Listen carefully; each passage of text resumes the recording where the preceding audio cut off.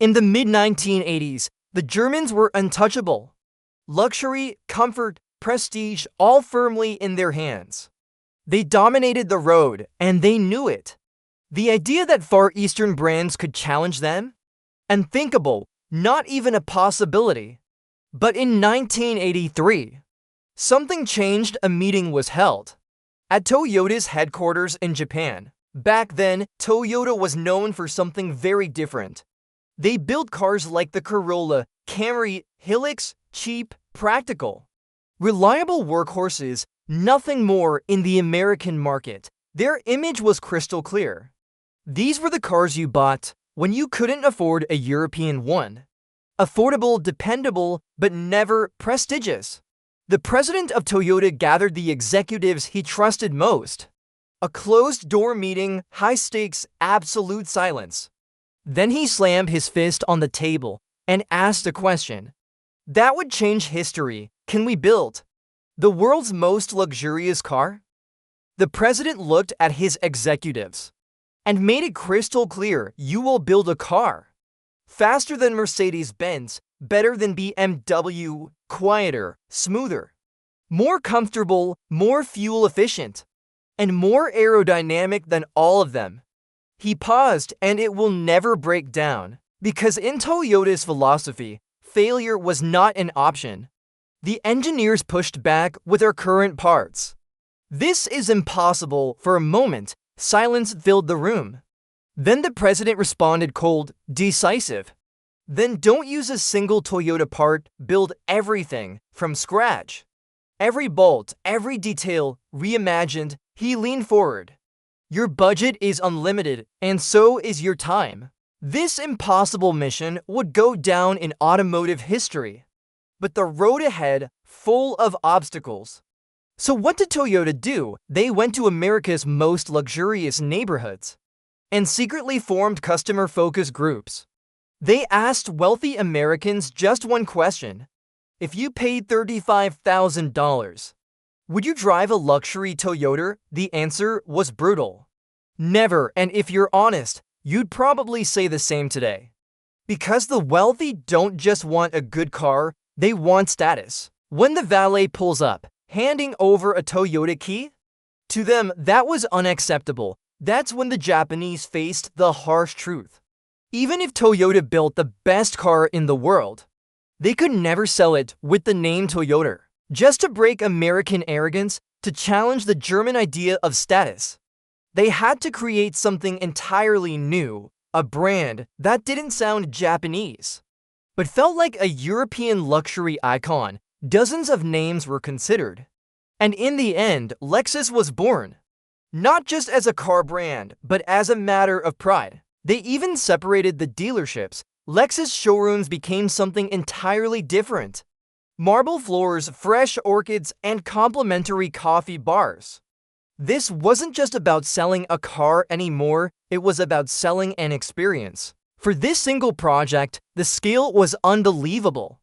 60 chief designers, 1,400 lead engineers, and 2,300 technicians, all focused on building just one car. They pushed the limits, testing across Europe and America for a staggering 300 million kilometers.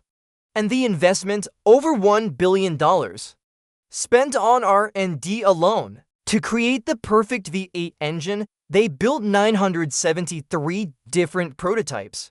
One by one, pushed to their limits. Tested, stressed, and destroyed in test chambers. Each one scrapped just to build something better. If you're going to build a luxury car and challenge the throne of the Mercedes-Benz 420 SE and the BMW 735i, you can't just put an ordinary machine under the hood. The engineers at Lexus went back to zero. They stood over a massive block of aluminum and started from scratch. What they created was the legendary UZ Series V8, still considered today one of the most durable, most refined, and smoothest engines in automotive history. This machine, a 4.0-liter, 32-valve quad-cam V8, produced 250 horsepower and 353 Newton-meters of torque on paper. It matched the Germans of its time. But the real story was in its character. Normally, V8 engines have a natural vibration. It's part of their character.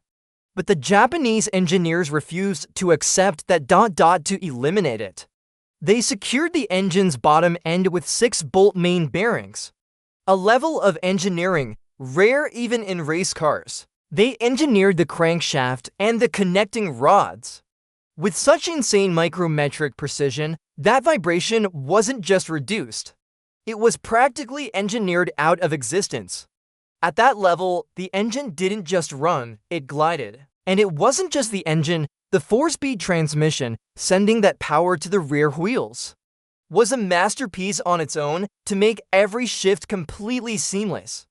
Engineers created a direct communication link between the engine control unit and the transmission control unit. In that split second right before an upshift, the transmission would signal the engine, momentarily reducing ignition timing, softening the power, just enough to deliver a shift that felt like butter, then instantly. Power was restored, and remember, this was 1989 doing this flawlessly. With what was essentially a mechanical computer, was nothing short of space-age technology. They placed only the most elite craftsmen on the assembly line. Masters known as Takumi, each one with over 25 years of experience. These men worked with white gloves in absolute precision. And when the engines came off the line, they didn't just inspect them, they listened.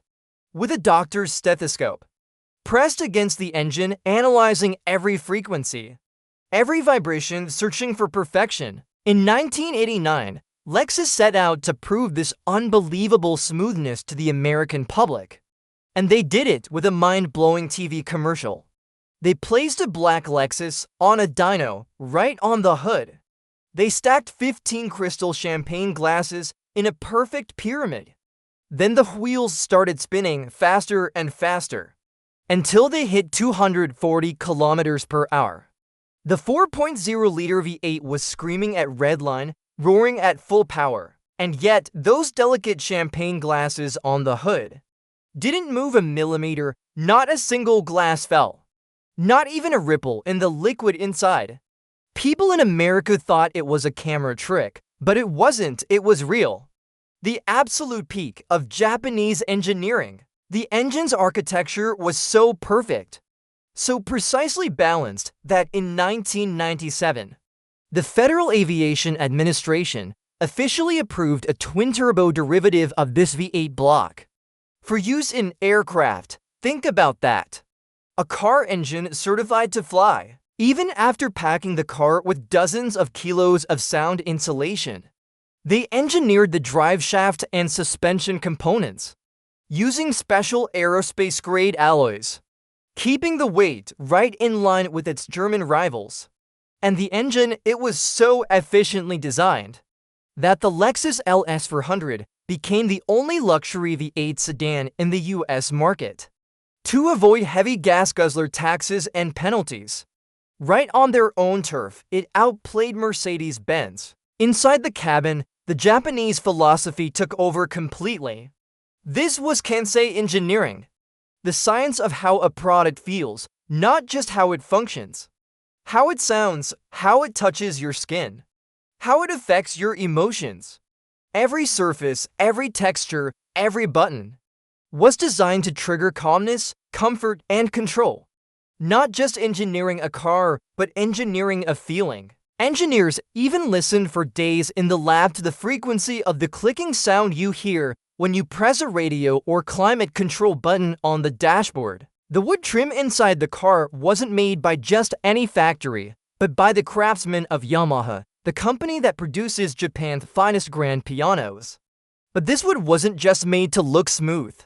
It was pressed using a special limon technique so that it wouldn't shatter in the event of an accident and shoot like an arrow into the boss's face in the back seat. Leather seats, on the other hand, are pure madness. To ensure there isn't a single fly bite mark or strand scratch on those seats, the leather comes from cows raised on specially bred farms without barbed wire fences. This was the pinnacle of luxury, Special chemicals were developed to prevent the smell of leather seats from bothering or nauseating passengers on long journeys. At 160 kilometers per hour on the highway, the driver and the boss in the backseat had to be able to whisper without raising their voices by even a decibel. To achieve this, the Japanese reinvented sheet metal. While ordinary cars use single-layer steel, Lexus used sandwich steel. That is, they pressed a special layer of asphalt and resin between two separate steel plates, covering the body with this damping armor. To prevent vibrations from the engine and drivetrain from reaching the cabin, special bushings filled with hydraulic fluid were installed at the chassis and engine mounting points instead of ordinary rubber. But they didn't stop there. Every rear-wheel drive car has a very slight vibration between the drive shaft and differential due to their operating angle. To eliminate this vibration completely, Lexus engineers placed the engine, transmission, and differential precisely in a straight line at a zero-angle position under the car. Those famous champagne glasses on the hood didn't tip over thanks to these absurd calculations of the center of gravity. You have before you a massive 5-meter-long executive car, but it came out of the wind tunnel with a drag coefficient of 0.8. In other words, despite its enormous body, it achieved the exact same drag coefficient as the aerodynamic marvel, the Mercedes W124. The moment you close the thick door, the traffic noise from the outside world ceases. Inside, an almost temple-like silence begins. But how is this flawless aerodynamics achieved? To prevent wind noise at 160 kilometers per hour, the wipers are hidden in a recess under the hinge line of the hood, where the wind will never hit them. The underside of the car was covered with perfectly flat armor plates to avoid disrupting airflow. This impeccable exterior was reflected in the paint. A special technique called mica iron oxide was used in the car's paint.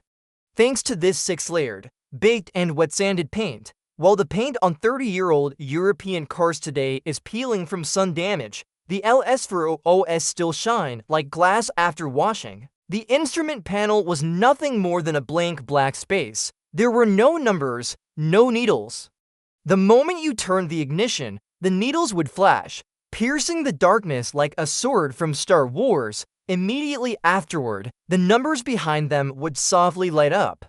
This technology, which Lexus called Optitron, didn't use ordinary yellow bulbs, but miniature cold cathode fluorescent tubes hidden inside the needles. After months of rumors, the announcement of the Lexus LS400's price at the 1989 Detroit Auto Show sent shockwaves through the American luxury market, just $35,000. Its competitors, the Mercedes 420 SE and BMW 735i, started at around $50,000. Lexus offered electric power seats, memory steering, and a premium sound system, the standard for $35,000, but they charged thousands of dollars extra for those options. For the price of that basic package from the Germans, the Japanese were selling a fully loaded spaceship. Lexus didn't just go for ordinary commercial brands to get good speakers. They partnered with Nakamichi, one of the world's best manufacturers of home theater and audio hi-fi equipment. Because Nakamichi engineers said the cabinets weren't acoustically suitable, the car's interior insulation and metal speaker housings were redesigned from scratch to ensure the sound system played flawlessly. With the sound quality it offered, the LS400 was practically a mobile concert hall. American customers were shocked when they went for a test drive. The car was far better equipped than the German ones, much quieter, and ridiculously cheap. The LS400 began selling like hotcakes, attracting Mercedes' loyal customers like a magnet. When the news reached Germany, a red alert was issued at Mercedes' headquarters in Stuttgart. Mercedes executives secretly bought an LS400 from America and brought it to their test center in Germany. They first took the car to the track, then, in the garage, they disassembled it down to the last screw. In other words, they reverse-engineered it, and the result was a disaster for the entire Mercedes board of directors. The engineers were forced to admit the truth. The Japanese car was more refined, than their billion-dollar W140 project, which hadn't even been released to the market yet. Its engine was smoother, and its production tolerances were unbelievably good. Moreover, it was mathematically impossible for the Germans to sell this quality for $35,000. Mercedes panicked. To avoid falling behind the LS400, they delayed the release date of the W140 S-Class by a full 18 months. The car was hastily sent back into R&D. Double-glazed windows were added, insulation was improved. Mercedes' frantic delay caused such a massive budget crash that legendary chief engineer Wolfgang Peter was fired for causing the company losses. Everything was going perfectly until a few months after its release. A minor fault was found in the cruise control and brake light wiring of the LS400. Normally, European brands cover up such problems. They gave the customer appointments and kept them waiting in service centers. Lexus, however, launched the most aggressive recall campaign in history for all 8,000 vehicles sold. Lexus technicians personally flew to the customers' homes. They left a replacement Lexus for the owners. They picked up the cars from their doors. They repaired the fault. They thoroughly cleaned the car inside and out. They filled the tank with gasoline and returned the cars to the customers' doors. The cost of this operation was exorbitant, but the result went down in automotive history. For the first time in their lives, Americans saw a brand worship its customers like this. After this service, German dealerships were completely abandoned. It never sold as many cars as a Mercedes S-Class, nor did it receive as much attention as a BMW 7 Class, but it was the heaviest slap in the face in history to the German perception that the Japanese only make cheap tin cans. Every luxury car you see on the street today owes its comfort and technological prowess to the standards once relentlessly set by this Japanese marvel. Share your thoughts in the comments. Don't forget to like, share the video, and subscribe to our channel. See you in the next video.